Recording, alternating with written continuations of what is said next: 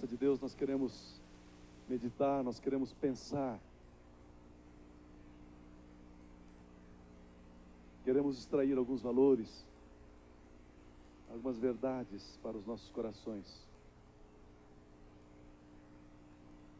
Romanos capítulo 8, versículos 26, 27 e 28. Olha o que a palavra de Deus está dizendo ao seu coração.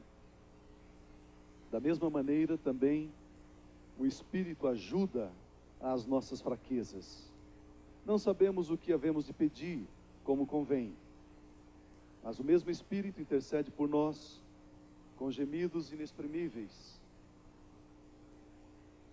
E aquele que examina os corações sabe qual é a intenção do Espírito, porque segundo a vontade de Deus é que intercede pelos santos. Sabemos que todas as coisas concorrem para o bem daqueles que amam a Deus, daqueles que são chamados segundo o seu propósito.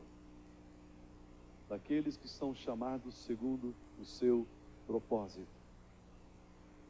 Amados, a palavra de Deus está nos dizendo que eu e você temos necessidades. Mas eu e você, na verdade, não sabemos qual é a verdadeira necessidade que temos. Deus, sabendo que eu e você não sabemos pedir, Ele legou a nós, Ele concedeu a nós o Espírito Santo. O Espírito Santo que habita em nós, que habita no nosso espírito. O Espírito Santo, Ele ora a Deus.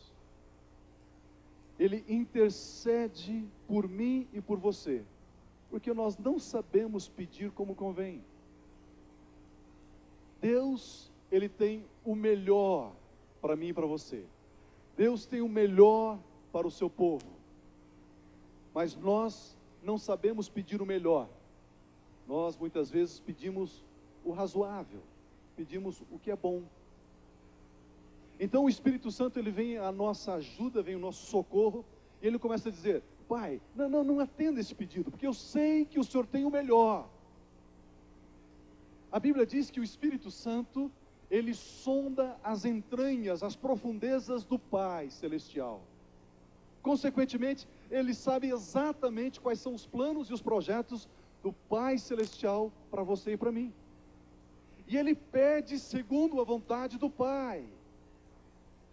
Porque muitas vezes eu e você nos contentamos com muito pouco. E o Espírito Santo diz: Pai, não é isso, dê isso. E ele intercede por nós. E o texto sagrado diz que todas as coisas, vocês sabem o que significa todo no grego? Todo no grego significa todo. Tudo no grego significa tudo. Todas as coisas cooperam, somam, concorrem para o bem daqueles que amam a Deus. Você ama a Deus? Diga assim: eu amo a Deus. Consequentemente, todas as coisas somam, concorrem para o seu bem. Todas as coisas. Esse texto está dizendo que Deus, Ele se coloca ao seu redor como um grande escudo, conforme está escrito lá em Gênesis capítulo 12, quando Ele aparece para Abrão, Ele diz assim: Abrão, eu sou o teu escudo. Eu sou o teu escudo. Deus estava dizendo que absolutamente nada atingiria, chegaria até a vida de Abrão sem a permissão de Deus. Deus está dizendo que Ele está ao seu redor. O anjo do Senhor acampa ao seu redor, ao redor daqueles que temem ao Senhor, ao redor daqueles que amam ao Senhor. Deus se coloca como um escudo, como protetor. Ele firma os seus passos sobre a rocha. E absolutamente nada chega à sua vida, atinge você sem a permissão de Deus. Mas aí você está pensando: puxa, e essa tribulação pela qual eu estou passando? E esta luta pela qual eu estou atravessando? Então existe a permissão de Deus? Aí vocês têm que fazer o segundo ano de ETM, a matéria Aliança de Sangue, para aprenderem acerca deste assunto. Quantos alunos temos aqui da ITM? Olha aí. Muitos, muitos, muitos. No segundo ano da ITM, da Escola de Treinamento Ministerial, você vai aprender por que muitas coisas chegam até a sua vida. Porque Deus permite que muitas coisas cheguem até a tua vida.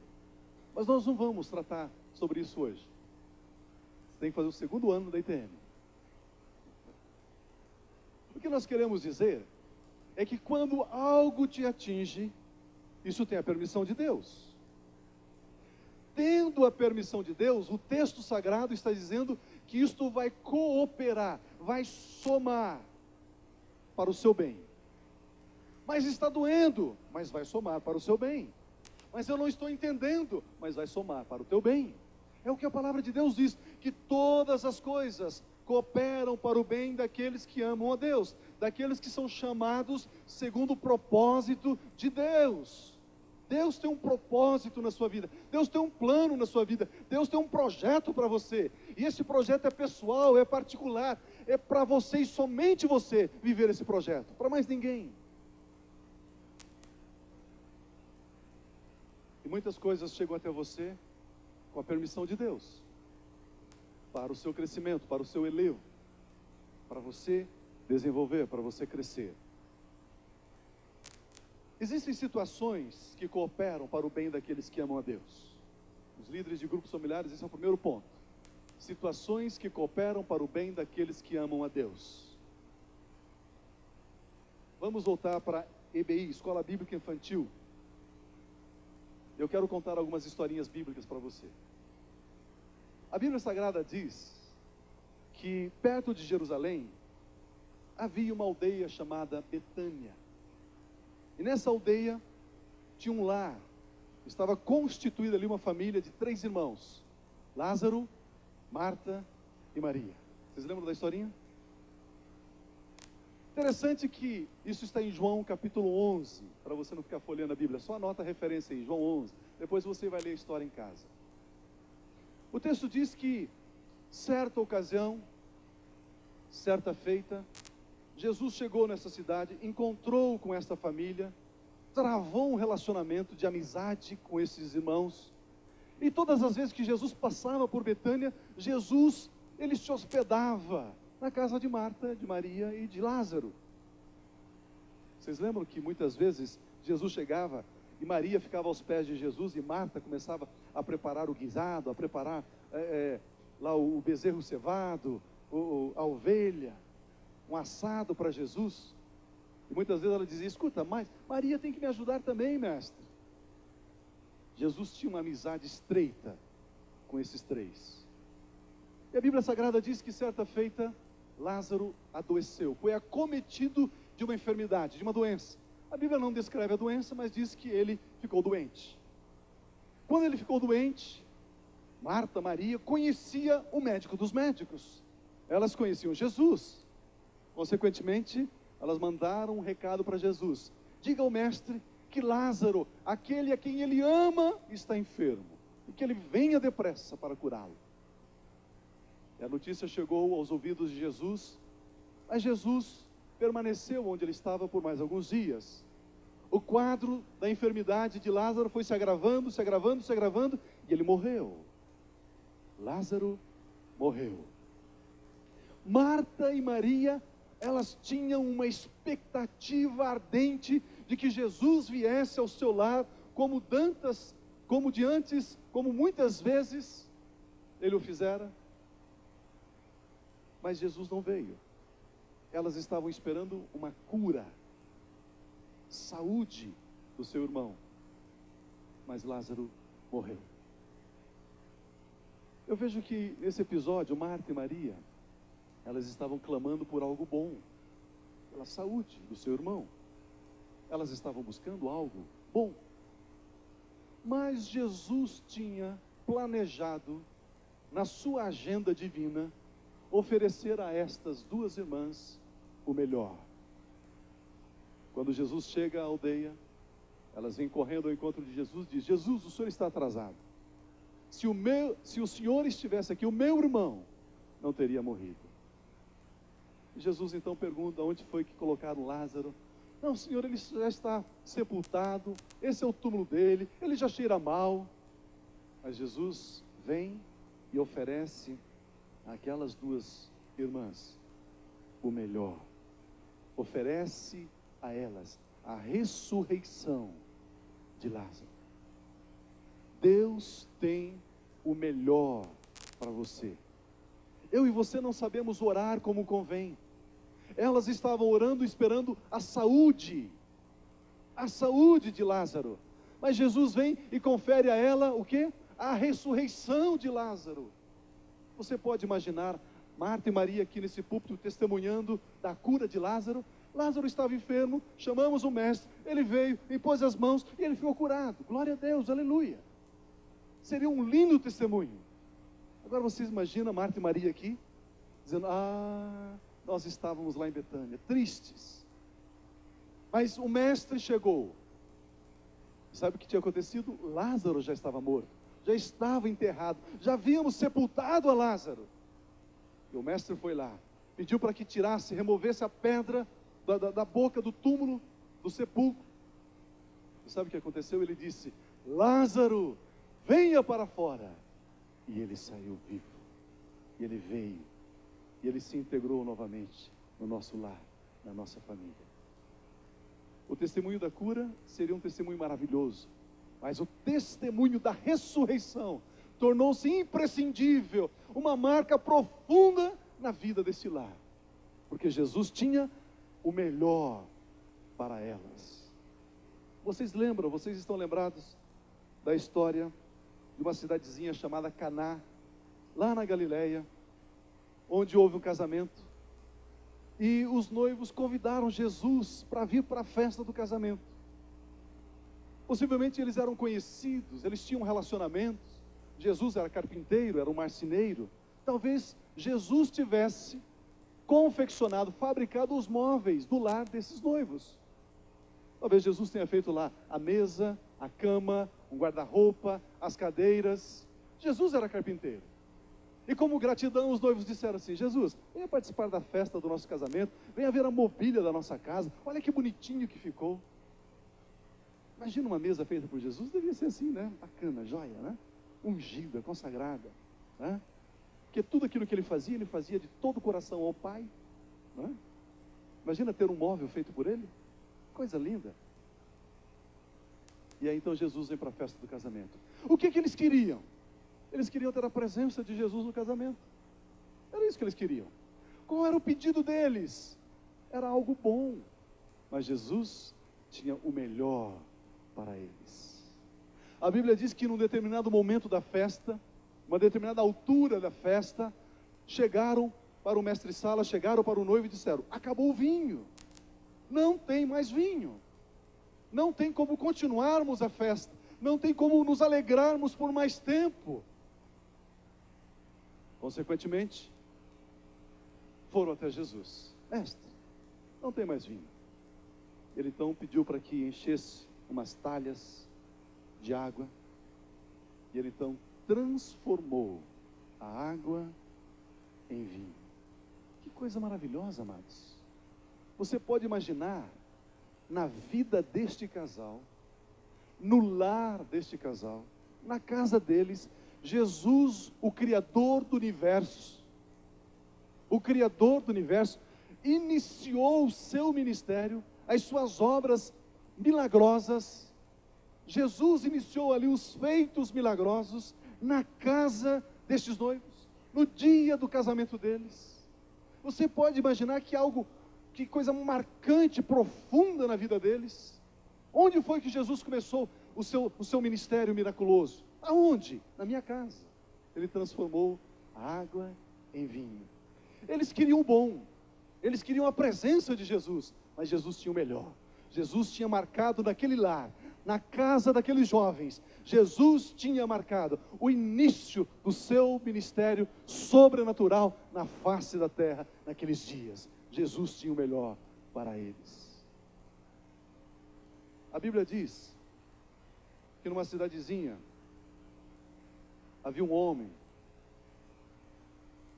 uma cidadezinha chamada Jericó. Havia um homem publicano, cobrador de impostos chamado Zaqueu. Zaqueu ouviu acerca da fama de Jesus. E Zaqueu colocou no seu coração: eu quero ver Jesus. Eu quero ver Jesus. Mas pelo fato dele ser baixinho, não tanto assim, né, mas ele era baixinho, ele então traçou um plano, um projeto, e disse: Jesus vai passar aqui por Jericó, pela avenida principal. Nessa avenida tem uma árvore muito grande, uma figueira brava, um sicômoro. Sabe o que eu vou fazer? Eu vou subir nesse sicômoro, eu vou me aninhar ali, me esconder entre as folhas da figueira, e quando Jesus passar por ali, eu estarei olhando de camarote, assistindo Jesus passar. Esse é o meu projeto. Isso é o que eu quero para a minha vida. É esta a minha petição, é esta a minha busca, é este o meu alvo, é este o meu intento. Mas Jesus tinha algo melhor para Zaqueu. Jesus tinha algo melhor para Zaqueu. Zaqueu subiu na árvore e Jesus ia passando. Você pode ouvir o pulsar do coração de Zaqueu cada vez mais forte. Tum, tum, tum, tum. E Jesus foi se aproximando, se aproximando, se aproximando. E Zaqueu ali entre as folhas, meio escondido, olhando lá para baixo. De repente Jesus para, bem debaixo da árvore, olha para cima e diz assim: Zaqueu! Ele não só olha para cima, contempla Zaqueu, mas ele o chama pelo nome: Zaqueu. E Jesus continua dizendo: Zaqueu, desça depressa, Zaqueu, porque me é conveniente hoje pousar na sua casa, comer da sua comida, estar no seu quarto, estar com a sua família, ter uma audiência particular com você, Zaqueu. Você entende o que é o Espírito interceder por nós com gemidos inexprimíveis e pedir coisas que nem eu e você sabemos que temos direito de possuí-las?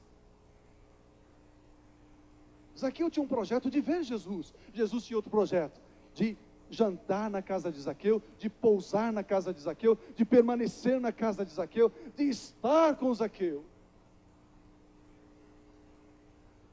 Se Zaqueu estivesse aqui testemunhando nessa noite: eu morava em Jericó, e um dia eu subi numa árvore para ver Jesus passar, e eu estava ali, e ele passou debaixo daquela árvore, eu contemplei a sua estatura, eu até ouvi algumas palavras, e ele passou e foi embora.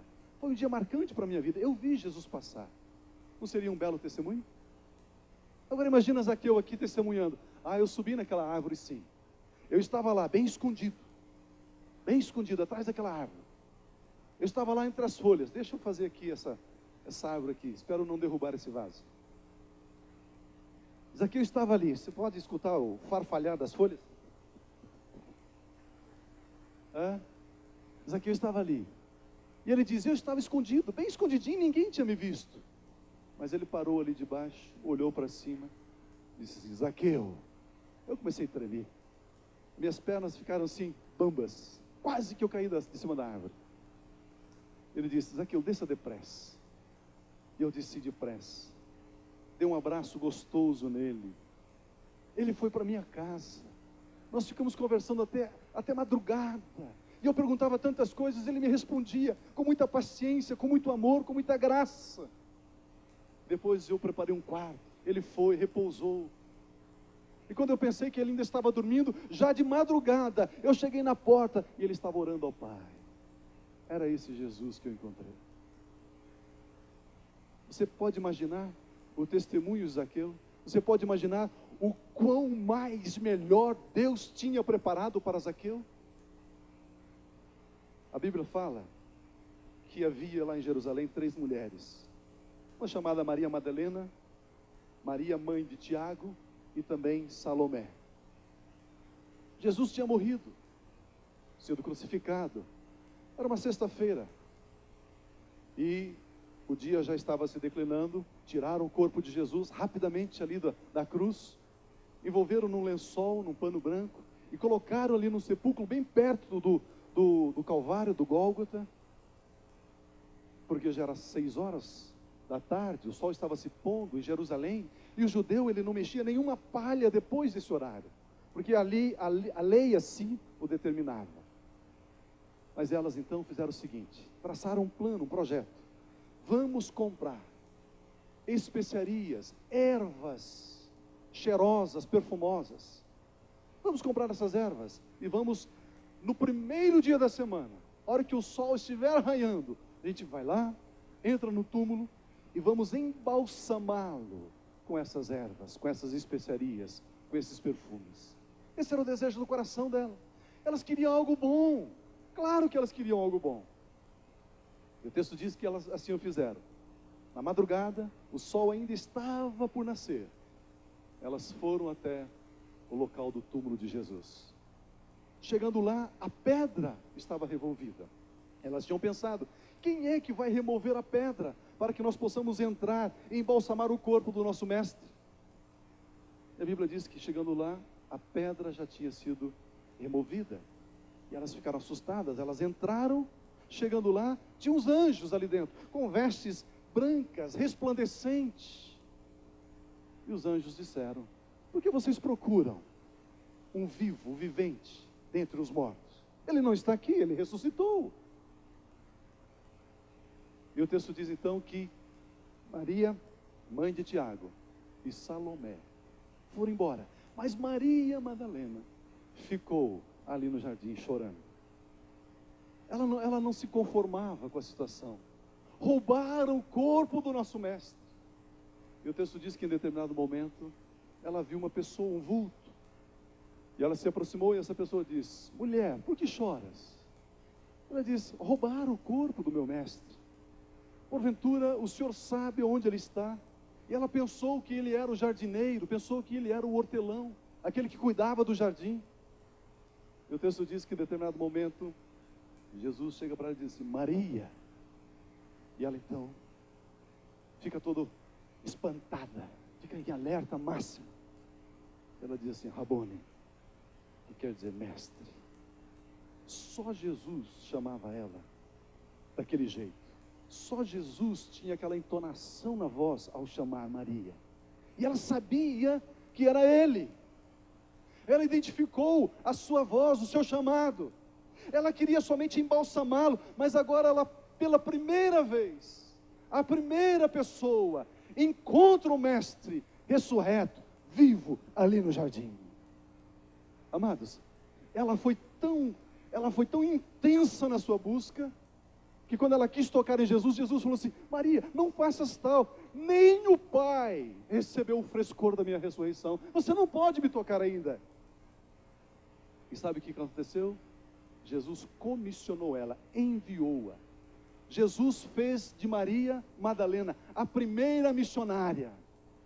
Jesus disse, vai e diga aos meus discípulos, vai e diga aos meus irmãos, vai e diga a Pedro que eu irei adiante deles para a Galileia. Elas queriam algo bom, mas Jesus tinha o melhor para elas. Elas queriam embalsamar o corpo de Jesus, mas Jesus estava vivo, resplandecente, poderoso, cheio do frescor da sua ressurreição, e se apresenta a ela, e a envia para uma missão tremenda, poderosa e maravilhosa. Todas as coisas cooperam para o bem daqueles que amam a Deus. Eu e você não sabemos o que pedir, eu e você pedimos o que é bom, mas Deus tem para mim e para você o que é de melhor, o que é de excelente. Você crê nisso? Deixa eu contar mais uma historinha para vocês. Estamos na escola bíblica infantil.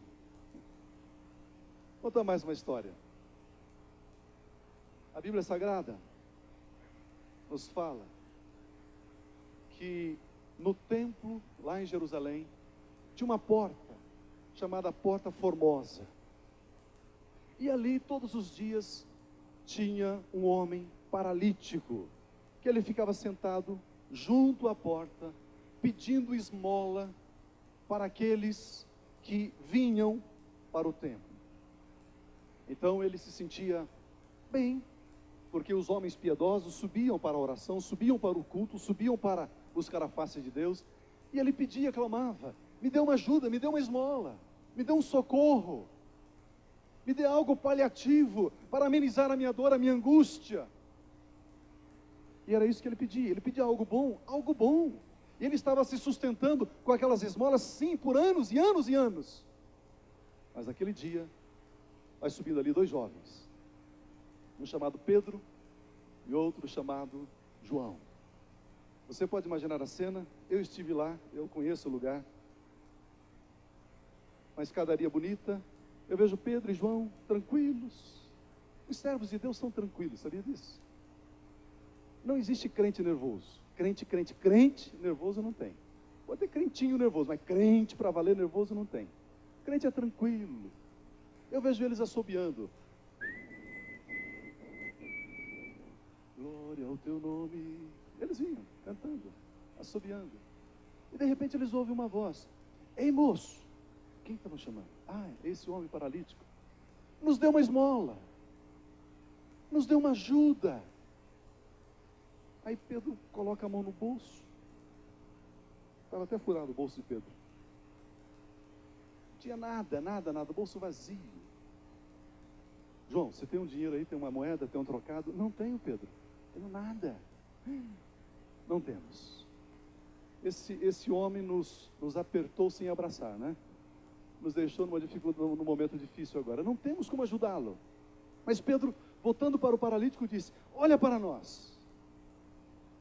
E quando o paralítico olhou para eles, eles disseram: nós não temos ouro, nós não temos prata, mas o que temos, isso te damos. Em o nome de Jesus Cristo Nazareno, levanta-te e anda. E Pedro, estendendo a mão, tomou-o e o levantou. E o texto diz que imediatamente os seus joelhos, os seus pés, os seus artelhos, todo o seu corpo se firmou. E ele então entrou no templo com Pedro e João, saltando, pulando. Esse paralítico agora, né? Então este homem, ele já veio tumultuar a liturgia do templo. Já pensaram nisso? Porque antigamente no templo era tudo muito engessadinho, assim, muito duro. Mas agora ele entra pulando. Você pode imaginar isso? Ele já trouxe uma desordem, né, humana, mas uma ordem divina naquele culto. E olharam para aquele homem, todos assim extasiados, espantados. Você não era aquele paralítico que eu tinha dado esmola hoje de manhã? Era, quer ela de volta? Agora eu não preciso mais. Você quer a sua moeda de volta? Agora eu não preciso mais. Porque eu estava buscando o que era bom, mas Deus tinha para mim, através da vida de Pedro e de João, o melhor. Deus tinha o melhor para mim. Estava na agenda de Deus a minha restauração. Estava na agenda de Deus a minha cura. Estava na agenda de Deus o meu livramento. Deus tinha planejado me curar nesse dia. Deus tinha o melhor para mim. Deus tinha o excelente para mim. Deus tinha aquilo que era de mais importante na minha vida. Deus tinha para mim. Ele não tinha prata, não tinha ouro, mas Ele tinha saúde para mim. E ao nome do Senhor Jesus? Glória. E ao nome do Senhor Jesus? Glória. Aleluia. Vocês lembram de uma outra história? Jesus estava no deserto, uma multidão. O texto diz que tinha 5.000 homens, não contando as mulheres e as crianças. Então deveria ter, com certeza, 10.000 pessoas. Era tarde, Jesus já estava com essa multidão ali no deserto há 3 dias, e eles estavam famintos. E o texto sagrado diz que havia ali um rapaz. Quando a Bíblia diz que tem um rapaz, não mais de 14 anos normalmente. Aí não sei como, um dos discípulos ficou sabendo que ele tinha 5 pães e 2 peixinhos. Talvez, não sei, talvez Pedro, né? Foi lá e mexeu no embornal do rapaz, né? Aí ele carrega aquele embornalzinho, aquele embornal, piquá, como que é o nome daquilo? Embornal mesmo, né? Os mais velhos conhecem essa linguagem, né? Embornal, sacola, piquá, bolsa, enfim. Hã? Não, alforje era outra coisa. Alforje era diferente. Então ele estava com aquela sacolinha, eu acho que Pedro viu aquela sacola assim meio cheia, né? Meia, né? Peixonchuda assim, e Pedro deu uma olhadinha e contou 5 pães e 2 peixes. Aí Pedro falou assim: mestre, tem um rapaz aqui no nosso meio, no meio dessa multidão de 10.000 pessoas, que tem 5 pães de cevada, pequeno, e 2 peixinhos. Esse rapaz estava buscando o que era bom? Claro que sim. Esse rapaz estava buscando estar com Jesus, ouvindo as mensagens de Jesus, ouvindo as orientações de Jesus, vendo os sinais e os prodígios que Jesus estava realizando. Claro que sim. Ele estava buscando algo bom, claro que sim. Só que Jesus tinha algo maravilhoso, Jesus tinha o melhor para ele. Os discípulos então, tomando aqueles 5 pães e 2 peixinhos, deram a Jesus. E você pode ver os olhos brilhando daquele garoto. Jesus pegando aqueles pães, levantando aos céus, dizendo: Pai, graças te dou por esse alimento. E o texto diz que Jesus então pegava aqueles pães, partia e colocava num cesto, e os discípulos, por sua vez, iam até a multidão que estava sentada, e eles começavam a distribuir aqueles pães e aqueles peixes.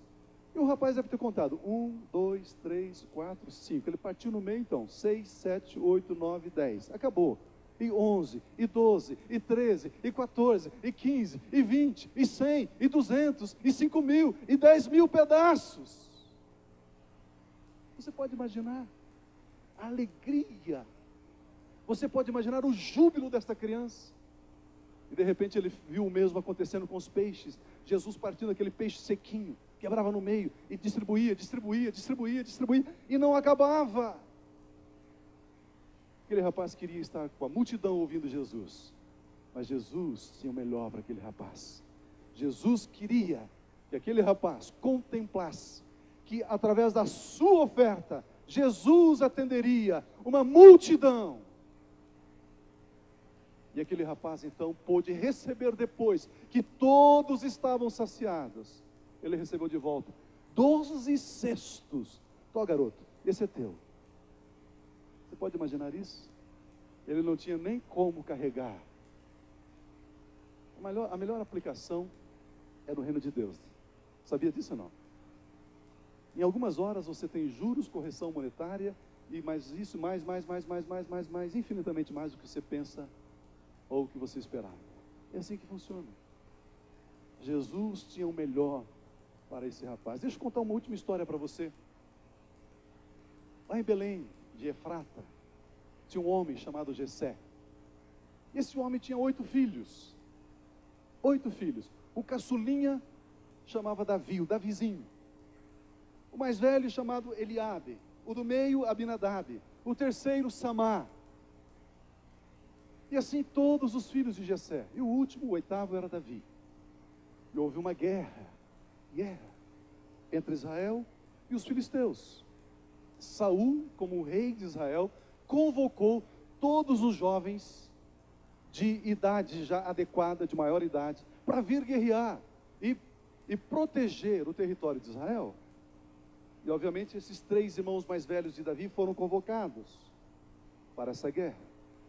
Num determinado momento, o seu pai, o pai de Davi, Jessé, chama: Davi, vem aqui, vem cá. E o texto diz que Davi diz: sim, meu pai Jessé. Pois não, que posso servi-lo? Bom, você sabe que os seus 3 irmãos, Eliabe, Abinadab e Samá, estão lá no fronte da batalha guerreando contra os filisteus. Então eu gostaria que você levasse para lá trigo tostado, 10 pães, e leve para o capitão 10 queijos. Vá para lá. E o texto diz que, levantando de madrugada, ele albardou lá um jumentinho, colocou todas esta mercadoria sobre o jumento e foi em direção ao fronte da batalha. O que Davi queria? Davi queria servir aos seus irmãos. Esse era o alvo dele, esse era o plano dele. Mas Deus tinha algo superior. Deus tinha algo melhor para a vida de Davi. Quando Davi chegou lá, 40 dias eles estavam se enfrentando. Só que a batalha ainda não havia sido travada. Porque do lado dos filisteus levantava todos os dias um homem gigante chamado Golias, lá de Gate. E esse homem então desafiava os exércitos de Israel. E dizia: Saul, manda-me um homem, o mais valente seu, vir lutar contra mim. Se eu perder a batalha, então nós vamos servir a vocês. Mas se este seu valente perder a luta, você, Israel, vai nos servir, a nós filisteus. Só que Saul não tinha ninguém que se alistava. Não tinha nenhum voluntário. E o texto sagrado diz que Davi chega lá. E ele vê então esse gigante afrontar os exércitos do Deus de Israel. E Davi diz: ei, eu me candidato, eu vou lá. Mas você, Davizinho, não, eu vou em nome do Senhor dos exércitos. E a Bíblia diz que Davi vai, passa num ribeiro, num riacho, ele pega 5 pedrinhas lisas, redondas, ele coloca uma na sua funda, ele vai correndo de encontro a esse gigante, ele gira a sua funda, ele solta aquela pedra, e a pedrinha cravou na testa do gigante, e ele caiu. Davi foi lá, tirou a própria espada do gigante e cortou-lhe a cabeça, e assim Davi obteve a vitória sobre o gigante. Davi queria servir, Davi estava como um garçom, servindo os seus irmãos, mas Deus tinha para Davi algo maior, algo melhor. Deus tinha para Davi a vitória contra o gigante Golias. Era isso que estava na agenda de Deus, era isso que estava no programa de Deus, era isso que Deus estava planejando.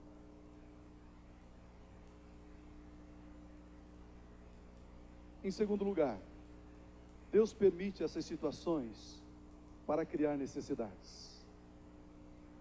Deus, Ele supre necessidades que Ele permite que tenhamos. Se você inventar uma necessidade, Deus não vai supri-la. Mas se Deus levar você a ter uma necessidade, Ele é responsável por supri-la. Mas nós precisamos aprender isso. Isso está em Gênesis e Apocalipse. Tem crente que dá cheque sem fundo e diz: eu vou orar e Deus vai cobrir. Não vai cobrir, não. Esqueça. Esqueça. Mas se Deus disser, faça esse projeto, se envolva nisso, e se Deus criar uma necessidade, Deus vai supri-la. Sim, Ele vai supri-la. Deus quer nos conduzir a uma experiência ímpar. Sempre quando surge uma necessidade, sempre quando Ele permite que esse escudo, que é o próprio Deus, quando Ele permite que algo passe esse escudo e nos atinja, é porque Ele tem algo glorioso, grandioso, maravilhoso, Ele tem algo soberano, algo exclusivo para mim e para você. Quando Ele cria essa necessidade, Ele vai supri-la. Interessante que eu e você, na hora da dificuldade, nós buscamos aquilo que é bom, nós buscamos a solução imediata, nós buscamos a resposta para o livramento imediato. Mas Deus, na sua infinita graça e misericórdia, Ele tem o melhor para nós. E Deus quer nos dar aquilo que é imprescindível. Deus cria necessidades para nos dar o melhor. Deus cria situações para nos conduzir a grandes experiências. Deus cria situações para que tenhamos a nossa fé corroborada, cooperada para o melhor. Porque todas as coisas cooperam para o bem daqueles que amam a Deus. Amados, é assim que funciona. É assim que funciona o nosso dia a dia. Em terceiro e último lugar, o que fazer enquanto o melhor de Deus ainda não chegou? Pois é, Pio. Então Deus permitiu que algo passasse esse escudo que é Ele, e isso está atingindo a minha vida. Isso está atingindo a minha vida. E se essa necessidade Ele criou, Ele vai suprir. Mas, até quando? Já faz 1 ano, já faz 2, já está fazendo 5 anos, 10 anos, e ainda esse melhor de Deus não chegou na minha vida, assim como chegou na vida dessas pessoas que você acabou de narrar. Eu quero ensinar 4 passinhos para você. O que fazer enquanto o melhor de Deus ainda não chegou? Você tem que colocar uma palavra importante no seu vocabulário. Você tem que colocar a palavra ainda. Diga comigo, ainda. Mais uma vez, ainda. Você tem que colocar essa palavra no seu vocabulário. A pessoa chega para você e diz assim: escuta, minha irmã, o seu esposo não está convertido? Você diz: ainda não, mas em breve estará. A pessoa chega para você e diz: escuta, o seu filho ainda não foi liberto das drogas? Ainda não, mas em breve ele o será. Escuta, você não está envolvido de tempo integral no ministério? Ainda não, mas em breve estarei.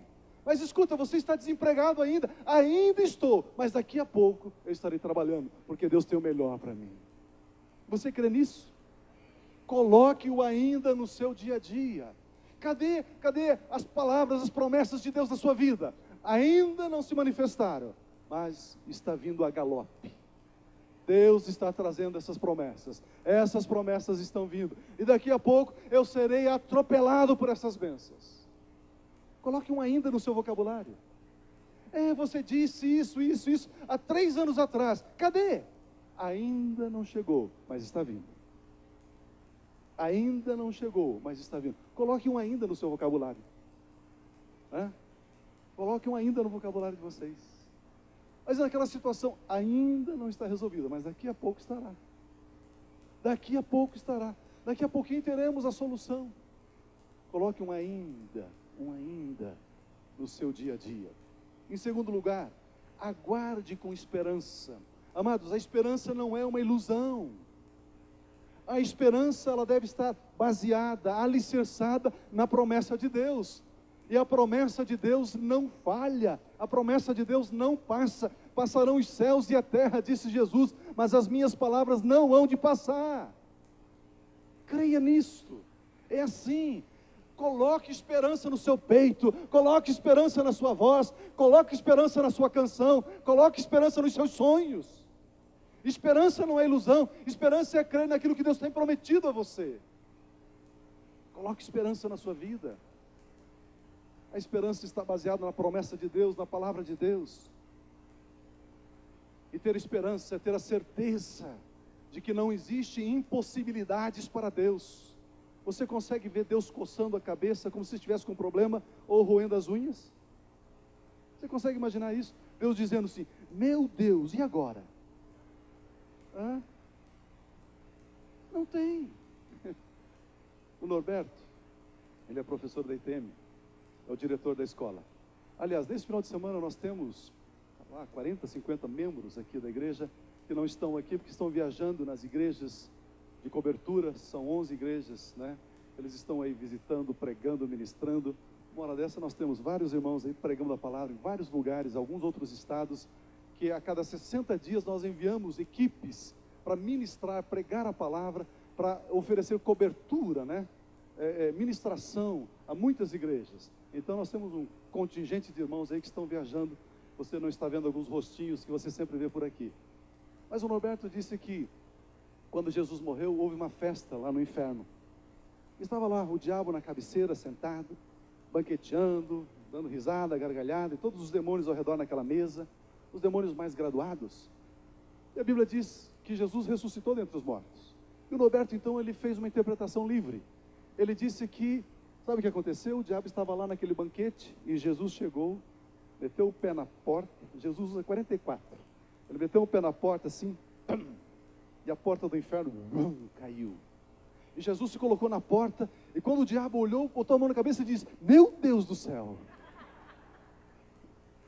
Essa é a interpretação do Norberto. Aí os alunos deram risada. Bom, não acho que foi, não sei, pode ser, talvez. Mas, amados, permaneça crendo, confiando. Deus tem o melhor para você. Não existe impossibilidades para Deus. Deus não vai ficar desatinado, perdido, roendo as unhas. Não existe impossibilidades para Deus. Tudo é possível para Deus e tudo é possível para aquele que crê nesse Deus que tudo pode. Amados, é assim que funciona. E funciona. E funciona mesmo. Deus não tem nem inimigos. Você sabia disso? Deus não tem inimigos. A Bíblia diz, o diabo vosso adversário. O diabo é nosso adversário. Ele não é adversário de Deus, não. Não é não. Deus não tem adversários. Não tem não. Deus é soberano. Deus é poderoso. Deus é grandioso. Deus é glorioso. Deus tudo pode. Tudo pode. Deus é único, exclusivo. E sabe de uma coisa? Esse Deus é teu Pai. Esse Deus é teu Pai. É o nosso Pai celestial. Enquanto este melhor não chegar, o que você deve fazer ainda? Permaneça glorificando a Deus. Glorifique a Deus, adore a Deus, cultue a Deus, glorifique, glorifique, glorifique, glorifique a Deus, esteja louvando a Deus, crendo, glorifique, porque enquanto você estiver glorificando, você não terá espaço para murmuração. A murmuração é uma das armas mais poderosas de Satanás. A murmuração é uma das armas mais poderosas do inferno contra a vida do cristão. O cristão que murmura, ele não alcança o favor de Deus. Então começa a glorificar, não reclame, não murmure, não fica, ó céus, ó dia, eu vou desistir, não vou na reunião, não vou no grupo, não vou no culto, não vou na igreja. Não murmure. Quando vem aquela vontade de murmurar, amarra em nome de Jesus e cala a boca. E começa a glorificar. Deus, eu te louvo. Senhor, eu te agradeço. Senhor, eu estou exaltando o teu nome, bendizendo a ti. Permaneça glorificando a Deus. Em quarto lugar, ore sempre com uma grande expectativa. Ore sempre com uma grande expectativa. A hora que você despertar, acordar de manhã, muitas pessoas começam espreguiçando, né? Diga assim, Jesus, nós temos... Não precisa dizer, só quando você acordar. Aqueles que estão dormindo podem repetir comigo. Aí você vai dizer assim, de manhãzinha, ao despertar, você vai dizer assim, Jesus, hoje nós temos uma luta bonita pela frente. Jesus, eu só quero ver como é que o Senhor vai sair dessa. Ore com expectativa. Ou você acha que você pode, por si só, vencer as tribulações? Não, amados, nós não podemos. Nós não podemos. Nós dependemos da ação, do poder de Deus nas nossas vidas. E quando surge uma luta, uma tribulação, envolva Deus nesse processo. Envolva Deus nessa tribulação. Envolva Deus nessa luta. E diga a Deus, qual é a sua estratégia? Porque eu não tenho nenhuma. Seja honesto diante de Deus. Ore com expectativa, dizendo, Deus, eu creio que o Senhor tem algo surpreendente para esse dia, para essa semana, para esse mês, para esse ano. Deus, e aquilo que por anos tem se arrastado, sem solução, eu verei a solução, eu verei o melhor, porque o Senhor tem o melhor para a minha vida. Você crê nisso, amado? Eu quero concluir dizendo, Deus sempre tem o melhor para os seus filhos. Marta e Maria, lembra da historinha? Marta e Maria, elas aprenderam a alcançar o melhor de Deus, como? Esperando, diga, esperar. Marta e Maria, elas alcançaram o melhor, porque elas esperaram. Elas tiveram que aprender a esperar. Os noivos de Caná da Galileia, eles alcançaram o melhor, sabe por quê? Porque eles convidaram Jesus, diga, convidar. Eles alcançaram o melhor, porque eles convidaram Jesus. É assim que eles alcançaram o melhor. Zaqueu, ele alcançou o melhor de Deus para a sua vida, sabe por quê? Porque ele desceu, diga descer. Muitas vezes você precisa descer dos seus valores, você precisa descer da sua tradição, você precisa descer dos seus costumes, da sua intelectualidade, do seu certificado, do seu dinheiro, da sua posição, da sua fama. Se você não descer, você não vai alcançar o melhor de Deus para a sua vida. Zaqueu tinha que descer. Se nós não descermos, nós não vamos alcançar o melhor de Deus. Desça. Diga para o irmão que está do seu lado, desça. Depressa. Tem crente tão incrédulo que precisa descer da incredulidade. Eu não creio que vai dar certo. Desça da incredulidade, né? Ele deve orar, nem deve dizer assim, desça daí, irmão. Caia daí, irmão, né? Tem alguns cristãos que tem que cair. Caia daí, irmão, né? Saia da lei e venha para a graça. Correndo, experimentar o toque de Deus, o favor de Deus. Zaqueu, ele alcançou o melhor de Deus, porque ele desceu. O paralítico da porta formosa, ele alcançou o melhor de Deus, sabe por quê? Porque ele pediu, diga pedir. Ele alcançou o melhor, porque ele pediu. E se você pedir, você vai alcançar. Se você bater, a porta vai se abrir. Se você clamar, ele vai ouvir. Davi aprendeu a alcançar o melhor de Deus, sabe por quê? Porque ele serviu aos seus irmãos. Diga servir. Você muitas vezes só vai alcançar o melhor de Deus quando você aprender a arte, a graça de servir. Mas nós precisamos aprender a servir. Precisamos. Servo é uma pessoa, é uma figura em extinção. Ninguém mais quer servir, todos querem ser servidos. E Davi já havia sido ungido rei, Samuel já havia estado na casa de Jessé, Samuel já tinha derramado aquele chifre de azeite na cabeça de Davi, ele já era rei de Israel, mesmo assim ele foi como padeiro servir os seus irmãos, e aí ele alcançou o melhor de Deus para a vida dele. Interessante que aquele jovem, que tinha 5 pães e 2 peixinhos, ele alcançou o melhor de Deus, porque ele deu. Diga, dar. Muitas pessoas só irão alcançar o melhor de Deus para as suas vidas, se aprenderem a dar. Tem pessoas que não querem dar, nada. Irmão, você é dizimista? Não, não sou. O senhor oferta, irmão, depois de dizimar também? Não, não oferta. Você não aprendeu a dar, você não vai alcançar o melhor de Deus para a sua vida. Precisamos aprender, amados, a trilhar esses caminhos para podermos alcançar o melhor de Deus. Deus sempre tem o melhor para você. Você crê nisso? Então vamos ficar em pé um pouquinho.